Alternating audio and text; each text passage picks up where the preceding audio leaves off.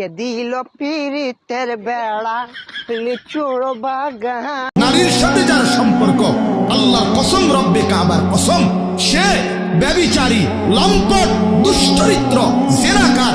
আর আল্লাহ বলছে আমি তোরে ডবল ডবল ইউদাফ অর্থাৎ ডবল রিডবল শাস্তি দেব কিয়ামতের দিন।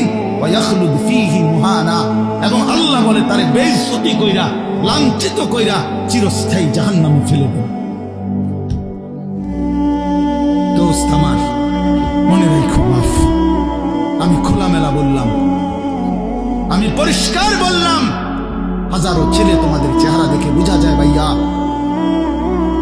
এইখানেও তোমরা অনেক ছেলে চেহারা দেখলে বোঝা যায় আজকের সারাদিনে এক ওয়াক্ত নামাজ পড়ো নাই। কেমনে এত বড় পাষাণ হইলা? আল্লাহকে এইভাবে কেমনে ভুলে গেলা?